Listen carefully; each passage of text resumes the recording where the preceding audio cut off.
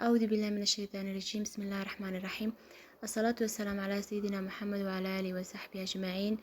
أما بعد، السلام عليكم ورحمة الله وبركاته. ولا ليالوان السلام يا ميول البودوك كجوكتين. انتهى كبعدي waxaan jecelahay inaan ila wadaago macluumaadkan yare kooban maanta. Macluumaadkaasi oo ku saabsan caafimaadkeena. Waxaan rajeynayaa dhammaantiin inaan ka wada faa'iideysano insha Allah.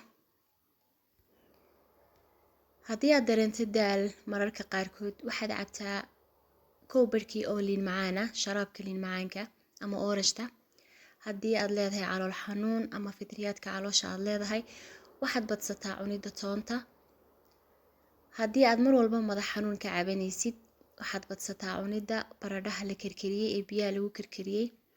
haddii aad ka cabanaysid cholesterol ama in subag dhiigaagu kacsan yahay waxaad badsataa cunida cambaruudka.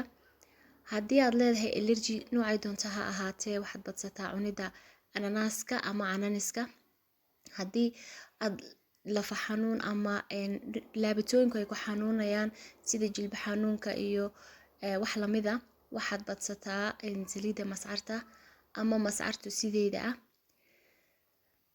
macluumo laga yaabo inay macluumadani noqoto markii ugu horeysay eed maqashid. ma ogtahay in biyaha roobku ay ka dawan yihiin sixirka, isha, jinka iyo wixii la halmaala, taasoo biyuhu mar walba ay yihiin kuwa shaydaanka eriyada.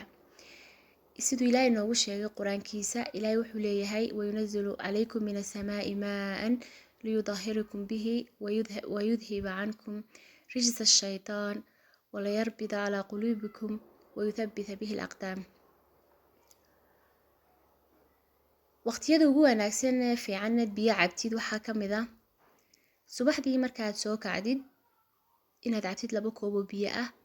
aad iyo aad bay ugu fiican yihiin dhiiga, wayna activate garayaan circulationka dhiiga. inaad mar walba oo aad intaanad cunteynin ka hor koob biyo aad sii cabtid nus saac ka hor, taasi waxay ka caawinaysaa dheefshiidka iyo caloosha u shaqeyso. inaad cabtid koob biyo ah ka hor intaanad jirka meydhana waxay ka caawinaysaa in blood pressure-kaagu hoos u dhaco ama blood pressure-kaaga inay hoos u dhigto. marar badan dadku markay meydhanayaan ama iyagu gubanaya ay jirka ay meydhaan waxaa laga yaabaa iyagoo dhiigoodu kacsan yahay inay jirka meydhaan, laakiin koob biyo inaad ka hor intaanad meydhan sii cabtid hoos ayay u dhigaysaa blood pressure-kaaga. koob biyo inaad cabtid intaanad seexan ka horna waxay ka caawinaysaa ama ay yaraysaa xanuunada wadna xanuunka ama xanuunada wadnaha kusoo booda sida heart attack oo kale.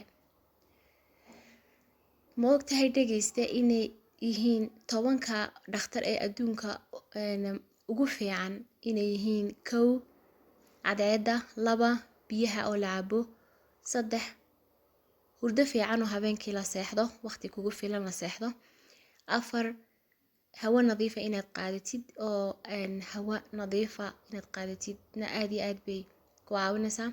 5 inaad maalin walba nus saac lugeysid. 6 inaad cunto isku dheeli tiran cuntid. 7 inaad quraanka kariimka akhridid maalin walba. inaad noqotid qof quraanka kariimka inuu akhriyo laazim waayo waxay u tahay cunto ay nafteena u tahay, ruuxda ayuu quraanku yahay cunto.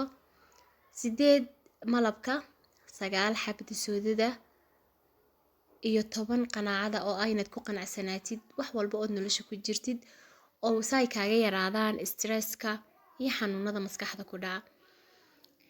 intaasaan kusoo koobaya macluumaadka. waxaan rajeynayaa walaalahay qaali inaad dhammaantiin aad ka wada faa'iideysatiin oon ka wada faa'iideysano ilaahayna inaga dhigo kuwa ilaahay ku anfaco.